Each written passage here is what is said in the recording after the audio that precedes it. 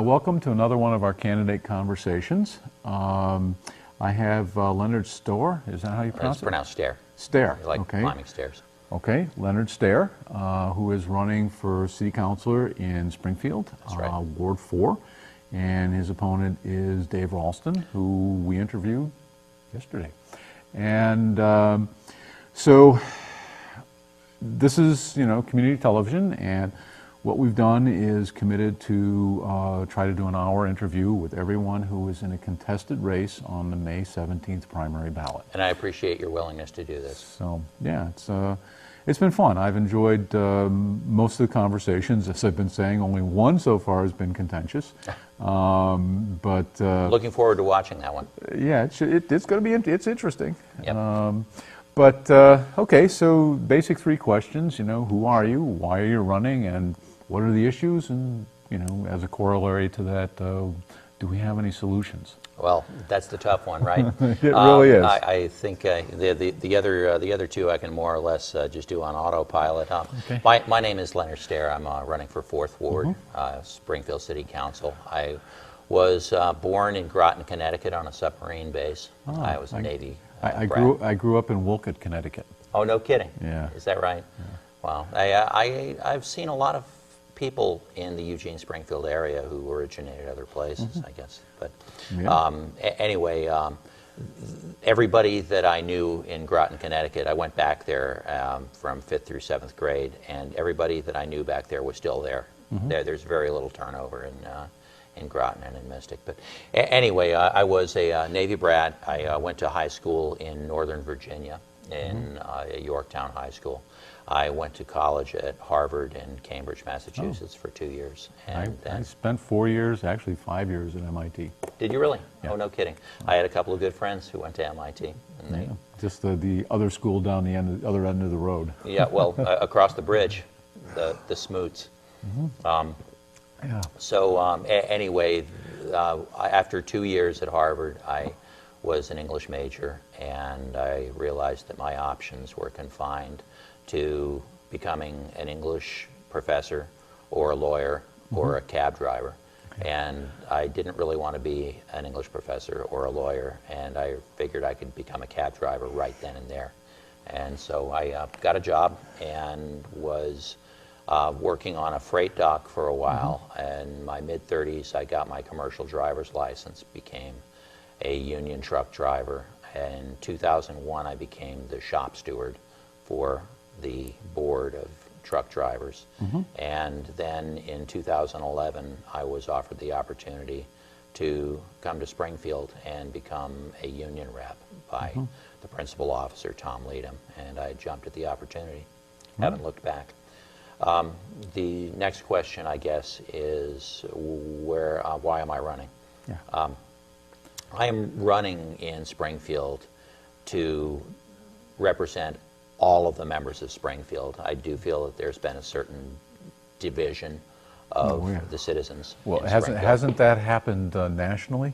I think it has happened, and I want to try and bridge that divide to the extent that I possibly can. And I know that Springfield prides itself on being governed by a team, and I'm certainly all for that. I'm certainly for the team concept, provided that the team represents everybody. Yeah. And so let me see. I also like to just highlight a few issues. The urban growth boundary is something that's going to be coming up over the next 4 years. Yep. I hope you don't mind. I've created a few notes here. That's good. And the infrastructure is certainly something that's ongoing, especially based on my door knocks so far.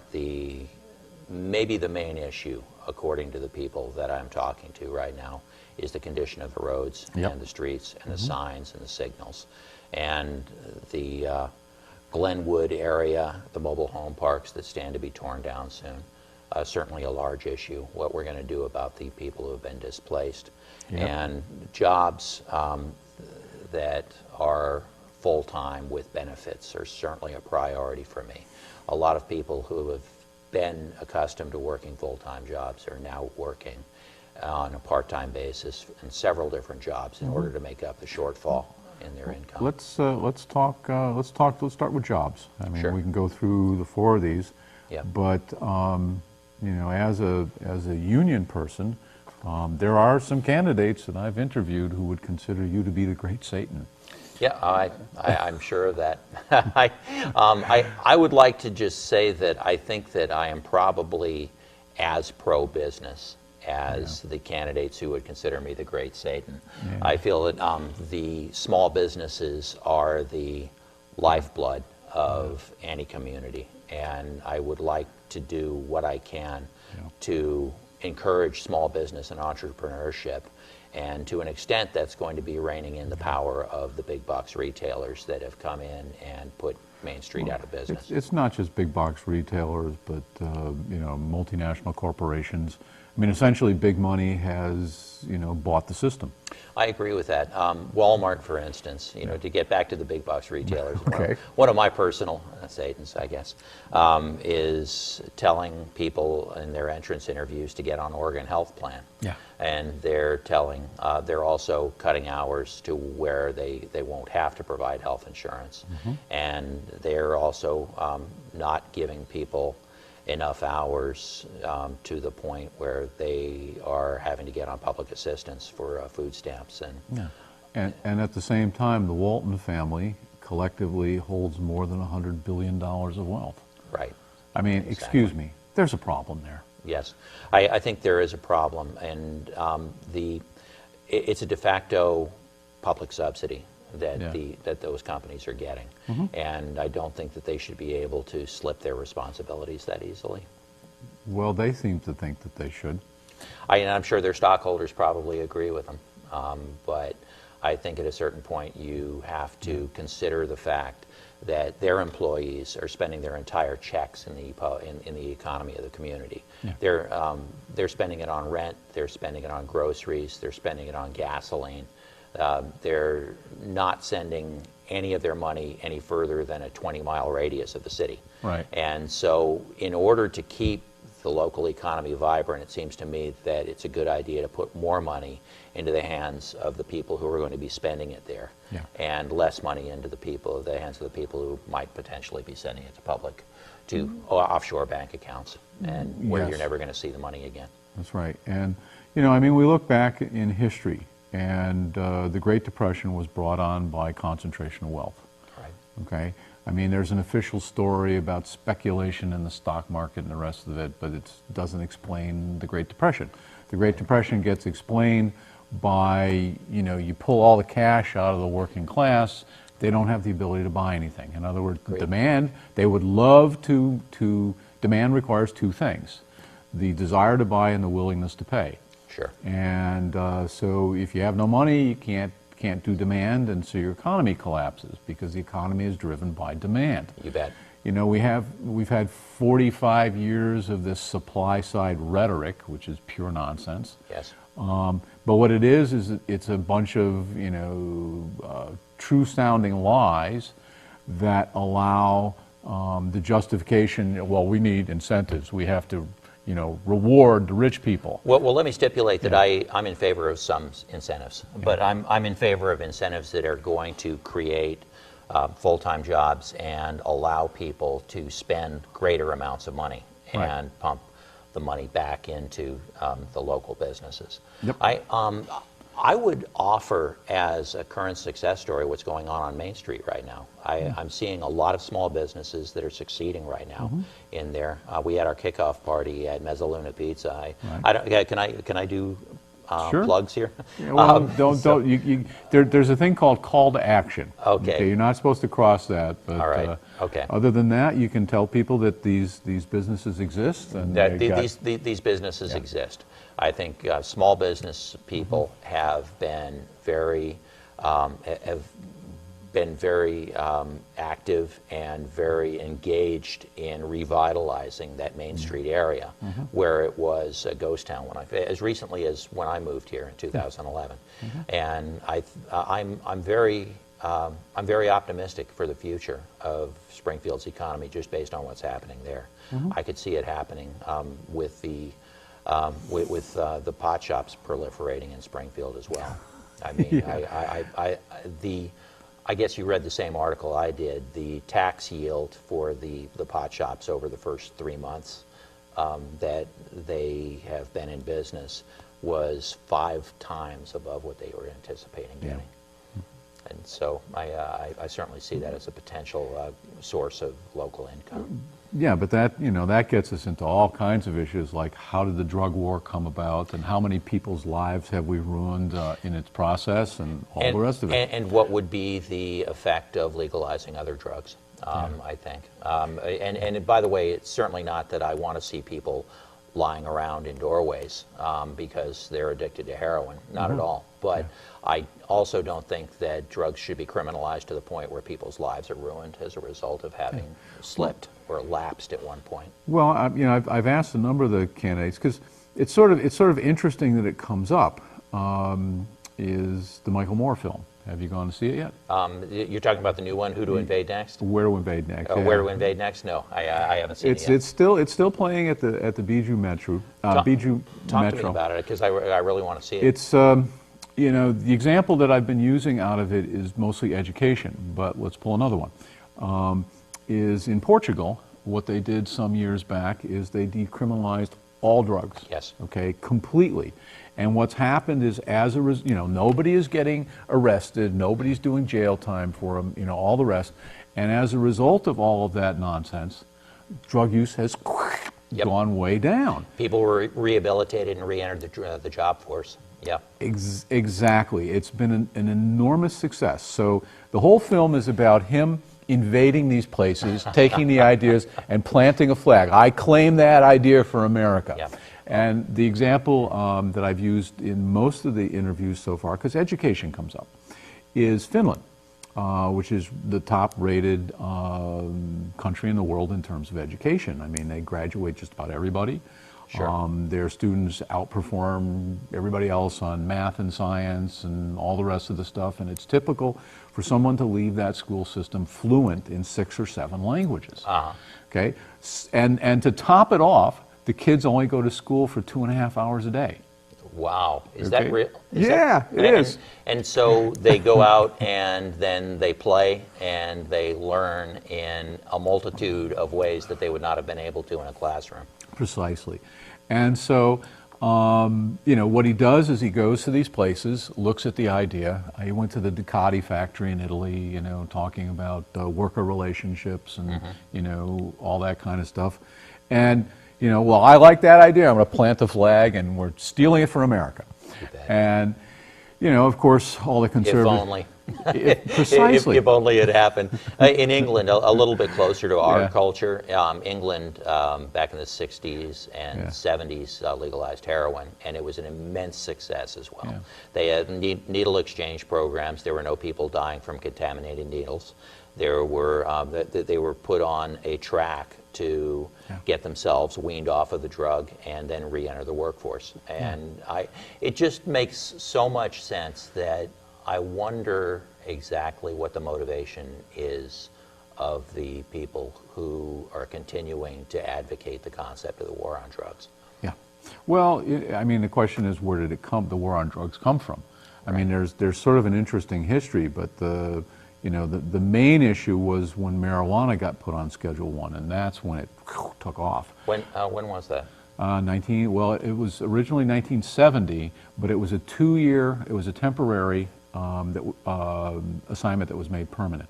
The basic history there is that Richard Nixon was trying to get marijuana put on Schedule 1. Okay. Now, the interesting thing about Tricky Dick is that we have the Watergate hearings, and we also have all the tapes. Yes, we do. Which are now in the public domain, and you can go up on the internet and read the transcripts or listen to them. These are the tapes from the Oval Office that he was making when he was just except for the 18 minutes policy. that got erased. Except for Rosemary Woods' 18 minutes, yes. Yeah, but you know, marijuana was the big issue. So drugs get discussed fairly regularly. Sure. But marijuana was the big issue, and apparently the day. Well, I don't know. There may be, you know, other days, but the one that's sort of cited, and I kind of went and looked at some of the stuff, was let's see, March 21st, 1972, and that's the day before the Schaefer Commission released its findings. what happened was Nixon wanted its scheduled listing, so Congress said, okay, we'll give you a temporary listing, but we're going to do this thing, commission, and we're going to allow you to appoint everyone on the commission, so he could stack it, and he did. You know, is that when Elvis came in? I know at one point he became sort of the anti-drug sheriff for Nixon. That's related to this, but not directly involved in it. So they appointed it. Nixon stacked it with all drug warriors of, you know, former police captain or chief. Sure. You know, Schaefer was the former governor of Pennsylvania, et cetera. But what happened is these guys took their charge seriously. Right. And they went out and they studied the evidence. They commissioned a couple of studies. A lot of the military looked at it, you know, very seriously. So they read all of that stuff, and they decided that marijuana should be fully legalized. Okay. And Nixon just off the scale. Oh, well, sure. I mean, because it was the hippies that were smoking the pot.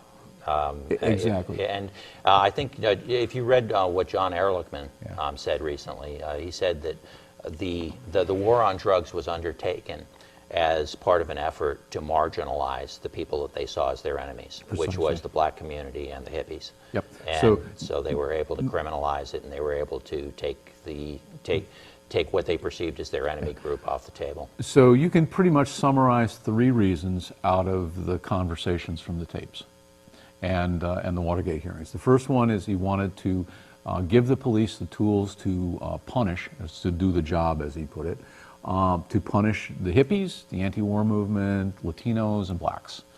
And so that's number 1. Number 2, he was looking for a law and order issue for the 1972 campaign, and which he used this to immense. That's when Elvis shows up. Right. And then, and then the third one is as a reward for he had been collecting this secret campaign slush fund, and a number of purveyors of alcohol contributed heavily, and this was because they viewed marijuana as a competitor and they wanted it eliminated. And so, in other words, the outright purchase of influence. And so we suffer from this drug war, which, it's gotten to the point where we have almost 1 million marijuana arrests a year.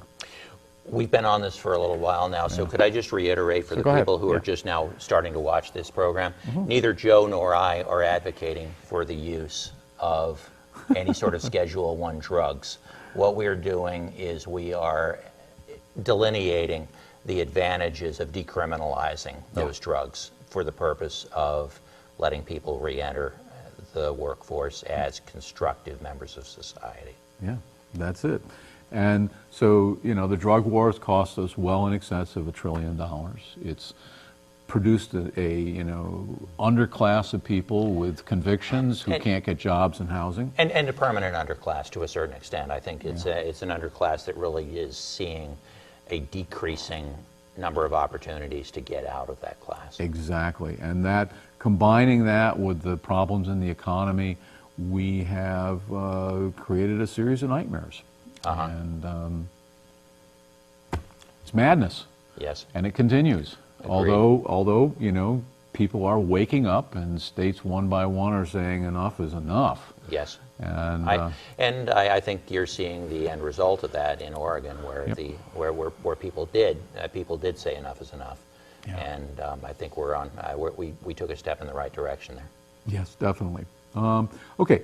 So we were working on a jobs thing, but I think the issue with jobs mostly is that people like you mentioned big box retailers, but they're not alone, have outsourced stuff to other countries. In other words, we have shipped all of our good jobs out, and I've said this repeatedly in a number of these interviews. We are sitting in the former wood shop at Sheldon High School, okay? Okay. And that's because the schools wiped out, industrial arts, and that, I think, is a travesty that ranks up there with the drug war. An ongoing travesty that we are no longer concerned with any sort of manufacturing or any sort of real constructive making of goods anymore in this country. I think we're increasingly in the service sector The jobs that are being created are, it seems, either in retail or in the sphere of fast food, restaurants, that kind of thing. And so we're rapidly devolving to the point where we're going to have an economy where we're serving each other cheeseburgers, and I would hate to see that day. Well, the other thing is that gives you a serious balance of trade deficit problem. Yes. You know, so I mean, for all these people who talk about debt, you know, debt. You know, it's these choices about defunding education and all the rest of it. So, jobs, yes. So, how are we going to bring some more jobs back to Springfield? Well, let's have another little ray of sunshine peeking through. I think that the Enterprise Zone initiative has been successful in generating full-time jobs. The Enterprise Zone, for those who don't know, is a program designed to give companies a property tax exemption in exchange for creating X number of jobs that are at the level of wages of 1.5 times the mean hourly wage, which or median hourly wage, which is right now around $30. So what they're talking about. No, wait a minute. $30,000 a year, not $30 an hour. Yeah. So that's $15 an hour. Yeah. Right. Sorry. Clarified.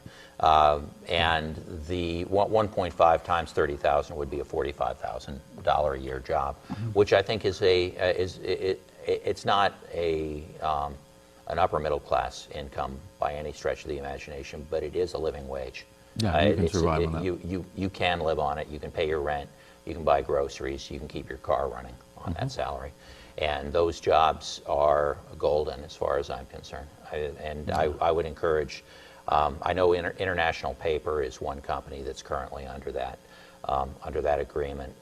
In the past, Symantec was a company that relocated in Springfield and was the beneficiary of an enterprise zone agreement. But as a result, they've now got over 1,200 jobs that are being paid a living wage. And I think that it's a program that deserves encouragement. And I would certainly move to encourage other companies to do likewise. Yeah. See, the problem is that the solution to a lot of that kind of stuff is at the national level, state and national level. But again, enterprise zones work. Yes. They do work. Yep. And plus which, in addition to the living wage, those jobs tend to carry with them medical and pension benefits as well. Not always, but in a lot of cases. We are, unfortunately, the only country on the planet that ties employment to medical benefits. And that's just it was an artifact of wage and price controls during World War II. Right. Which were instituted. I mean, one more time, we get to the whole thing about rich people. It's like we start a war and then everybody says, man, we got an opportunity to make a lot of money here. Let's raise prices on all this stuff they want to buy. And the government said, no, we're not going to do that. And so the deal was wage and price controls rather than price controls. Right. And so the net result was giving health care became a benefit as you tried to attract workers when you could not raise wages at the time. So that linked it in, and it's unique in the world, and we're the only ones who do that. And we have a very moralistic stance about you want to get health care, work. And this is a decision that's going to be made way above the level of the Springfield City Council, but I would like to have the government at whatever the level reconsider the exemption that's given for employers to work their part-timers under 30 hours and not be subject to the requirements of the ACA. I think everybody should be getting health care. And there are lots of ways to make that happen, but one way it would be to close that loophole. Yeah. But I mean, the thing is we're still paying way too much for it. Yes. You know, if you compare per capita spending, Switzerland is the second highest, and we pay roughly twice as much per person for health care as Switzerland, and our outcomes are not as good. I understand in Scandinavia the costs are much lower because Oh, yeah. the profit motive isn't there. Yep. The insurers are not making a ton of money, and the pharmaceutical companies likewise.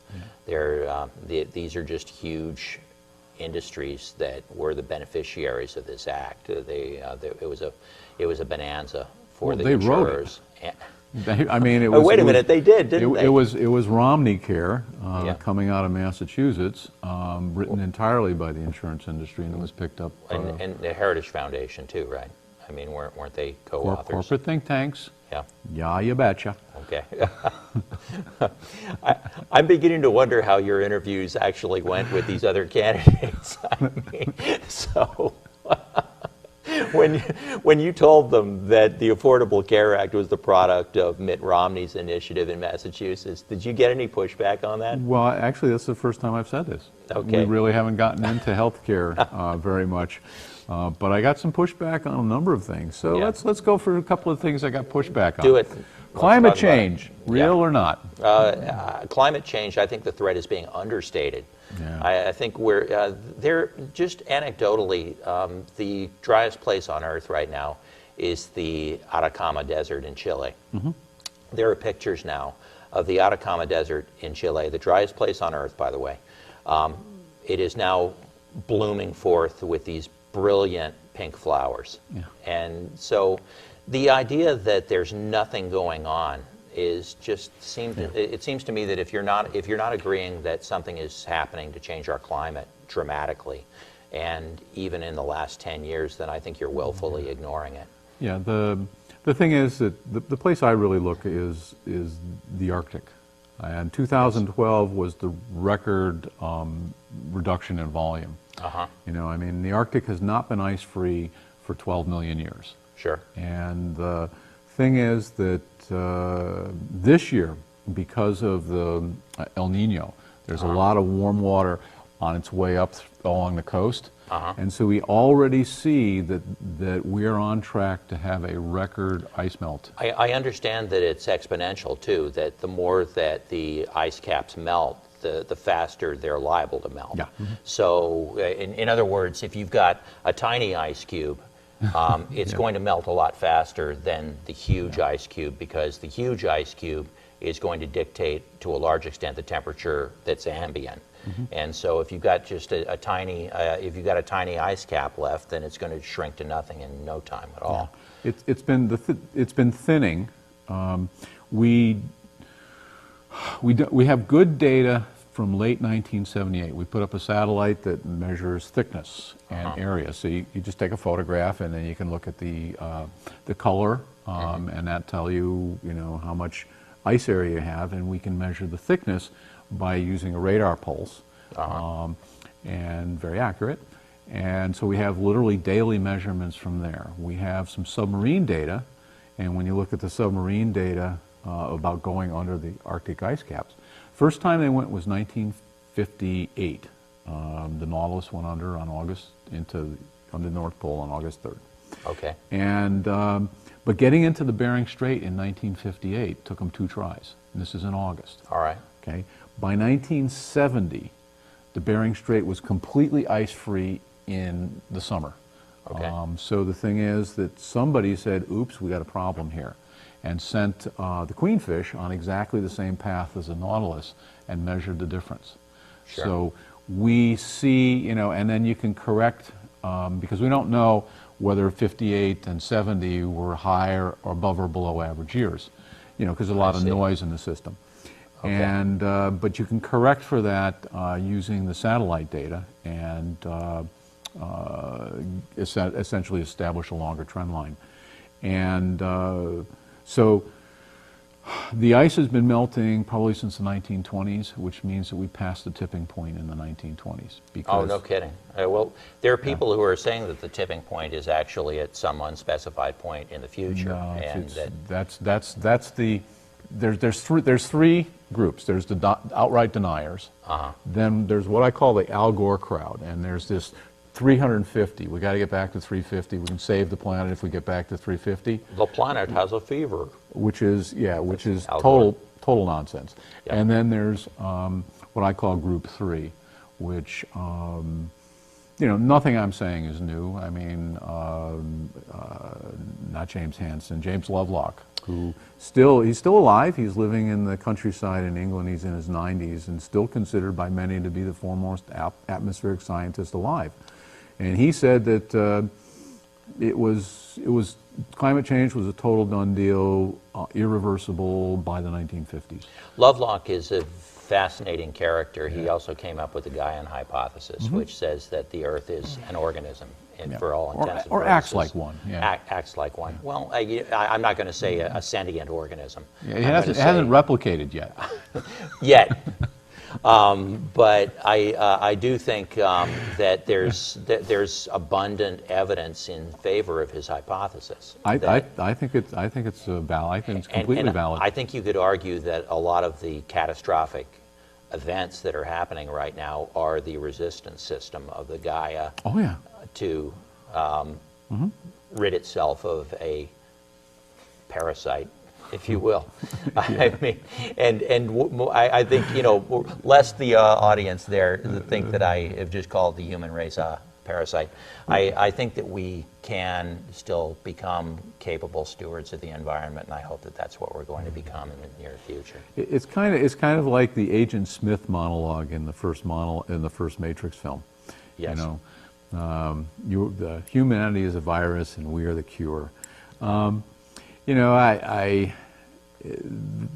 problem, and again, it's all driven by the fact that rich people do not yet have enough money, and all of debatable.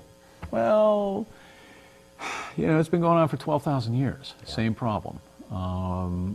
Where there's a king who emerges who owns it all and slaves, and so the slaves fight back periodically and make some progress, but then the rich people keep chipping away, and that's where we've gone right now with huge concentrations of wealth. I think chipping might be an understatement. I think they're taking chunks away. I don't think they're with a hammer and chisel anymore. I think they're with a sledgehammer right now. Yeah.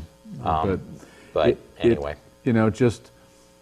it's like and to create a huge number of people who say, well, rich people don't have enough money, and they should be rewarded because you're God's chosen people. The whole social Darwinism thing. They're more moral than the rest of us because they made all the right choices, and God has rewarded them by making them rich. The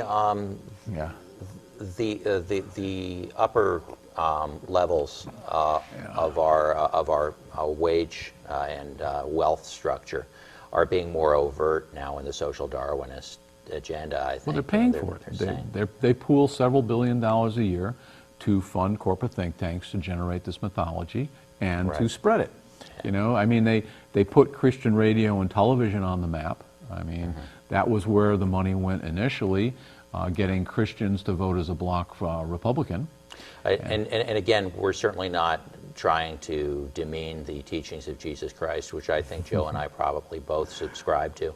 Well, I think what we're doing is we're talking about the way that it's been applied in the mass media in the last 50 years. Yeah. Could we circle around for a minute, just to jobs for a second? Yeah, let's go for it. So I feel that there has been, especially among our labor unions, for which I have to take partial responsibility, there has been this dichotomy that's been put forth where you can either protect the climate, you can either protect the environment, and you can be a capable steward of the environment, or you can create jobs. And I think it's a false dichotomy because it's a completely false dichotomy. I think that if you are to create jobs for alternate energy sources, for solar and for wind power, and for geothermal energy and countless other alternative technologies, you're talking about potentially millions of jobs. Yes. And something like the Keystone Pipeline is a net loss of American jobs. Yes. The jobs that are being created would actually be up in the tar sands in Canada, and there would be a potential loss due to just the fact that the pipeline is coming straight through here. Yeah. It's not. We're essentially a conduit for the Keystone Pipeline. Well, the question is, why do they want the Keystone Pipeline? And the answer to that is to bring the oil down to the Koch brothers refinery. Right. That's it. They have this huge refinery, and they don't want to build another one. And so they're going to build this big pipeline, or at least, I mean, their whole game was to try to get the public to pay for it. And I don't know. You bet. We haven't disagreed on too much today, Joe. No, I mean, is there anything that we could just like pick that we're actually at odds on? I don't know. Let's see. Let's go to. How about if we go back to the urban growth boundary for a minute? Would that be okay? Go for it. You want me to start, or you want to start? Go for it. Either one, I don't care. So there are several different directions that the urban growth boundary in Springfield could be expanded, and that they're considering expanding. There are obstacles to it being expanded in any direction. Right. Two of the directions, I think one of them being Gateway, and north of Gateway, it's on a floodplain. And in order to expand into a floodplain, the other one being Glenwood, incidentally, which we're going to talk about later, I'm sure. In order to expand the urban growth boundary into a floodplain, you have to get a dispensation from FEMA. And it seems unlikely that FEMA would be willing to play along, and I think justifiably. Do you know when you say floodplain, are we talking 100-year, 50-year, 20-year? I don't know that. Probably sections of each. Probably, yeah. You've given me something to look up. I'll have to research it. But there are other directions where there's farmland, and farmers are, I think, again, justifiably not subject to the urban growth boundary because they need a land to farm on. Right. And go ahead. Yeah, the thing is that putting high-quality soils under asphalt is not a great idea at this point. Right. No, that would be an understatement. Yes. So I think the direction that we need to start thinking about expanding in Springfield might not be out, but up. We have already expanded and built on the existing structures in Springfield in order to provide low-income housing for people who would otherwise possibly be homeless. St. Vinny's built on top of the pizzeria that I just mentioned at 5th and Main, which has delicious pizza, by the way. There are 3 stories above that pizzeria that are now devoted to 20 affordable housing units. And I think it's been an unmitigated success. And I would encourage future developers to think in that direction. Yeah. I think that's probably the way that we need to handle the inevitable influx, I think, of new residents from California and elsewhere. Yeah, because as they dry out further, I mean, this year was a rainy year, but they're going to go back into droughts once the El Nino is well, it's now dispersed. That's why we have all this sunny weather that we're not doing because we're indoors right now. Yeah, but But yeah, we are going to see a fair amount of migration to here. Okay, excellent. Yeah. And so up, I think, is the good direction. I mean, the urban growth. The whole point of the urban growth boundary is to avoid sprawl. Yes. Which is, if you spend any time in California. I spent a great deal of time in Georgia, and Georgia is a state that has been more or less giving a blank check to people who want to develop outward. And there is never any consideration given to the water table or to the grid or to any practicalities. Transportation issues. Transportation all issues. Exactly. There was the one time that I can remember in Metro Atlanta that something didn't go through was there was the concept of an outer perimeter. There's a loop around Atlanta called I-285, and then there was going to be an outer loop concentric around that one. And we were given assurances by state legislators that it would not encourage development on the outer perimeter. Yeah, and to their checks in the mail.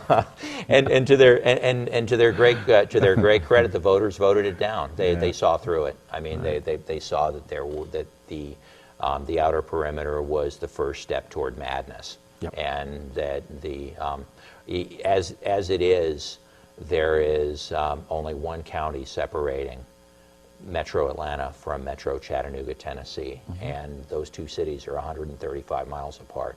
Yeah. And so the fact that Georgia's developers have been allowed to despoil what was a beautiful state when I first moved there, I think is unconscionable. And I certainly hope that we're going to hold a hard line on the urban growth boundaries.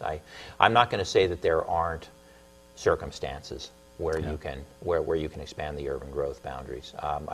Even the Sierra Club is backing an expansion of urban growth boundaries if it creates public spaces and bike paths and things like that.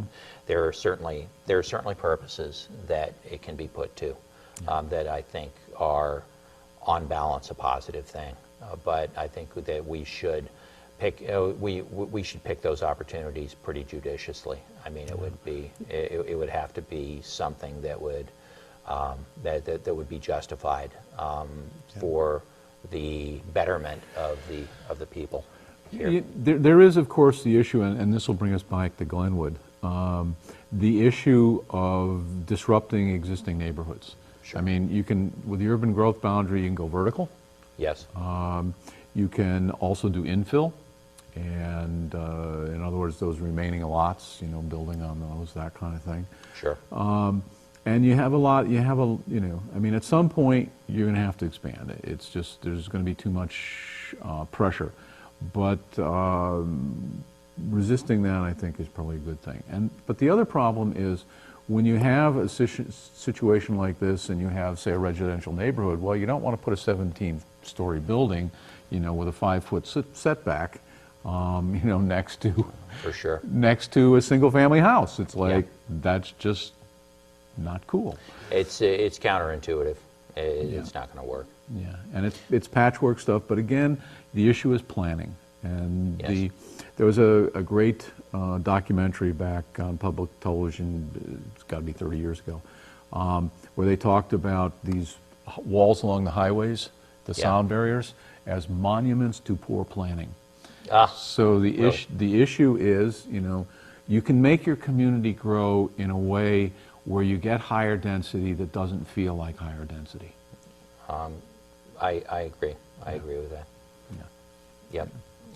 And I know that to a lot of the people watching right now, it may seem to them that we're proposing a city where it would just be the equivalent of rats trapped in a maze, and that's not exactly the way that it would play out at all.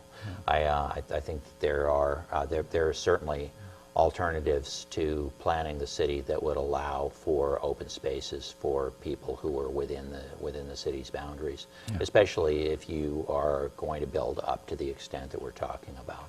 I don't think that we're just talking about an urban hellscape where you just have you just have development densely within this property. I think that you can have parks and you can have spaces for the people of Springfield without necessarily talking about the without just sacrificing the quality of life for the people who are living in it. Yeah. See, I mean, Springfield has an opportunity to hold on to some of its open space. Sure. And compare that to a place like Portland, where they squandered a lot of it, and now they're struggling to bring that stuff back. Little pocket parks and closing off little sections of streets so that you can have small parks where kids can play and you can just go sit there and relax and live across the street from a beautiful park on 42nd. Yeah, watch the sunset. Yep, no doubt about it. I remember Paris has a lot of really nice little parks, and when I was there, I remember all the old men playing boule, which is they throw the walnut and then they try to get these heavy balls, cannonballs, to get near the. Don't they call that bocce in Italy? Is that the same? I believe that's it. Yeah, it's similar. All right. Boule is what they call it in Paris. No, I've seen it. It's sort of the. I guess it's the Parisian shuffleboard. You know, you have a lot of older people playing it. Yeah. Well, they don't do horseshoes, but No, they don't. Oh, maybe it's more like horseshoes. Yeah, I think you got it's got that same feel about it. You know, people stand around, and it's a little community thing, and Right. you know, people hang out in these little tiny parks and you know, play chess and talk and throw bocce balls. Yeah. So let's get to Glenwood. Yeah. You know, I don't know exactly how much time we got left, but I would 12 like minutes to do and 45 12 seconds. minutes, okay. I think we can do it. Glenwood, there are several problems. I don't see them as completely intractable, but it's going to be a real challenge finding habitations for the residents of these mobile home parks if and when these mobile home parks are closed down by the authorities. And I would love to see the city of Springfield make some preemptive moves toward accommodating these people. Absolutely. There's a company called Oregon Solutions, a nonprofit that is already going to HUD for subsidies, from what I understand. But I would certainly try to work as closely as possible with them, and even try to get some subsidies above and beyond that. Well, the question would be, where do you move them to? And the other thing is that a lot of the trailers are aging. So the thing is that they wouldn't be acceptable in another trailer park, which means that in many cases, these folks would not have the resources to replace it. So by dispersing them, you make them homeless. Yes, And exactly. do we want to be making several hundred people homeless in order to do a development? Well, you know, on the one hand, we've just passed the panhandling ordinance, where we've made it pretty clear that we don't want any homeless people in Springfield. Right. But on the other hand, I think we're possibly creating a scenario where there's going to be a lot more. And I think we need to, at a certain point, there's going to have to be some accountability. Well, until we interfere with, you know, money machines. For example, you talked about jobs and doing solar, wind, that kind of stuff, retrofitting houses with insulation. I mean, we've been talking about that since the 1970s. Yes. Okay, and some progress has been made, but there's still a lot of low-hanging fruit in that area that could be improved. And there are government subsidies available for people who would want to start a solar energy firm here in Springfield too. For better and for worse, sunlight is something that's going to be in abundant supply for the next few years, at the very least. And we may as well, given that fact, we may as well just try and maximize our opportunities. Yeah, and this is, you know, I mean, China has ramped up quite a bit in terms of mass production of solar cells. We're getting economies of scale. The stuff is well below $1 a watt. So the thing is that it competes heavily with fossil fuels. But again, what that means is, in order to push something like this forward, you have to interfere with the money machine of a group of rich people who are still making money off of coal, oil, and natural gas. If we can just go on a segue for a second. Sure, go ahead. You've heard about these tribunals that would be a result of the Trans-Pacific Partnership, right? The tribunals would allow corporations to sue governments in order to recover lost profits because of laws that the governments have passed. And one of the things that's happened recently is that the U.S. government has used a tribunal to stop India from opening a solar panels factory.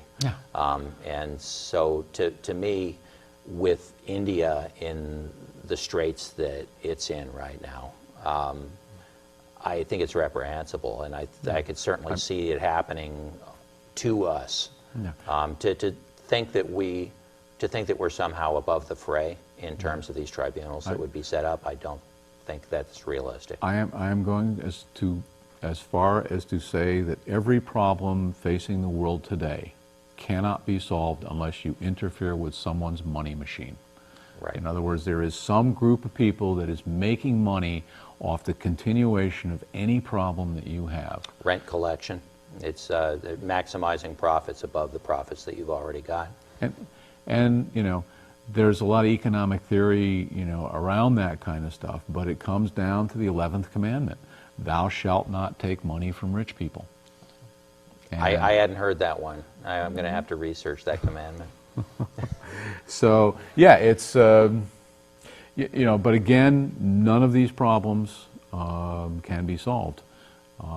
So we talk, I guess Glenwood, the mobile home thing.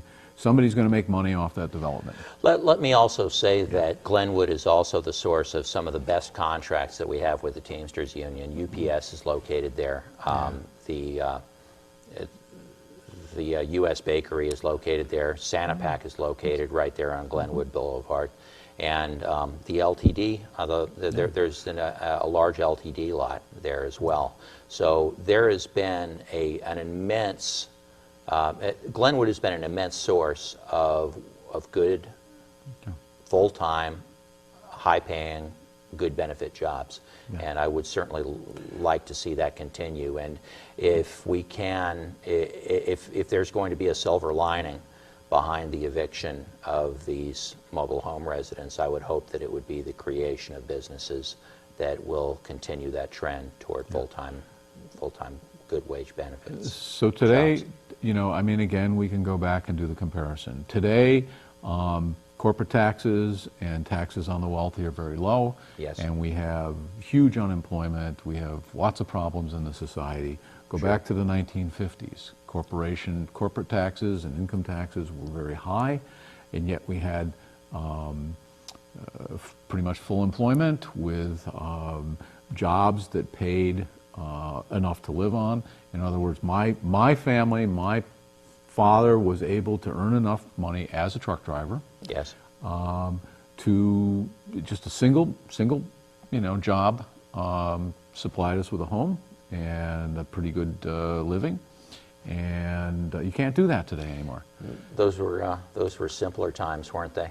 Well, they were times in which unions, in which workers banded together to say, we want a bigger slice of the pie. Because Yes. today, it's the rich people. They've busted the unions, and so the rich people are saying, hey, all the pie's for me. We're in a bit of a defensive crouch right now in Yeah. the labor movement, unfortunately. Yep. And I think that I'm hoping that the good part of these trends and these desperate straits that working people are finding themselves in is that they'll seek the protections that unions can provide.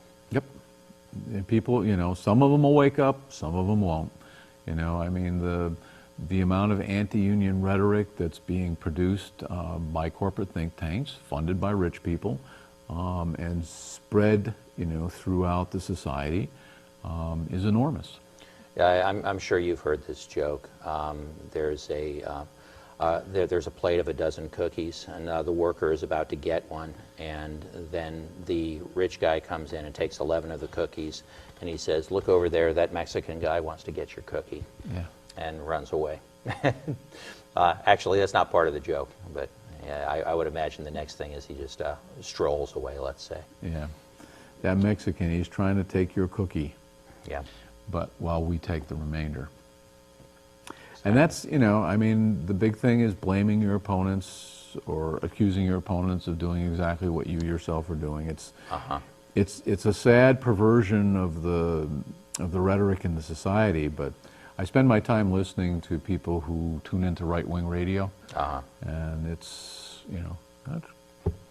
tough. Yeah, and I did enjoy listening to the one progressive radio station that there was in this town, and it was actually a Portland station, but they took it off in 2010.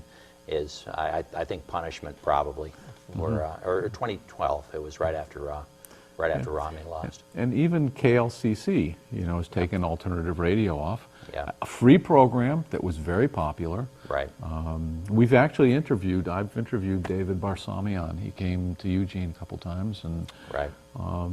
But just a little group that goes around the country recording, these voices of alternative thought, and that's the last thing we want is alternative thought. I remember when public radio, before corporate think tanks were taking over. It was a very different experience.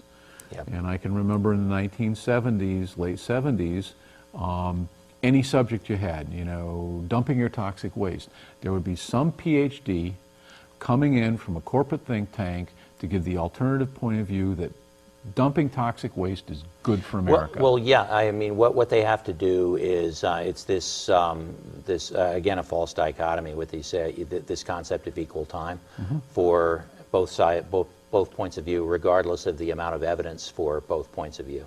Yeah. And so you're talking about somebody, an opponent of Representative DeFazio right now, is advocating in favor of dropping toxic or nuclear waste on the American public with the idea of building up their immunity to nuclear radiation in case of a nuclear attack. And I would imagine that NPR probably, if they covered Peter saying this theory is preposterous and there's no evidence for it, they would probably feel called upon to bring an advocate on. Oh, absolutely. That would have to say, well, yes, there is evidence that nuclear radiation doesn't have any sort of adverse effect on the public at all. Yeah, Art actually refused an interview, and not only that, but he grumped at me pretty seriously. Oh, no kidding. Yeah. No, that's hard to believe. So he usually looks for a forum, and but he wasn't interested in sitting through any of this. It's free airtime. I can't understand anyone. I would welcome even the opportunity to talk to one of the right-wing radio shows that you're talking about. I mean, I would welcome the opportunity because I feel that there is a lot of common cause between the agenda that I have and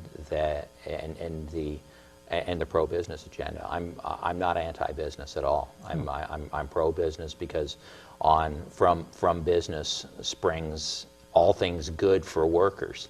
I think exactly. what we're looking at is responsible ways of doing it. I mean, you know, we will need to make more cups and pens and tables and all the rest of that stuff to make life better. But we can do it in a more benign manner. Yes, and in a manner that is more in tune with the environment and its needs as well. So we got maybe another 90 seconds. Any closing thoughts?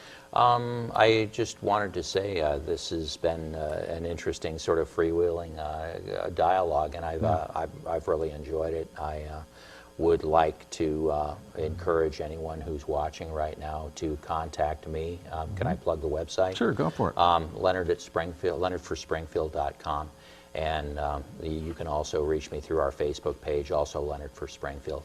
And we have a pretty lively dialogue going on that website at any time. And sometimes it's from people who are friendly to our point of view, and sometimes it's not. And either way, I welcome dialogue. I think that we are if we're going to get out of this rut that we're in right now, I think that it's going to be necessary to have dialogues with everybody. And I certainly feel that there's, if I were the Sanders campaign right now, and I think they're probably way ahead of me on this, I would be trying to establish a dialogue with the Trump campaign, because as vile and as reprehensible as a lot of his agenda is, he's also anti-trade, and I think that if and when the Trump campaign were to detonate, I think that there's probably a lot of common cause that they're going to find with Sanders and his people. Absolutely. Well, it's been a pleasure. Likewise. Good luck on your campaign. Thank you, Joe. And until next time.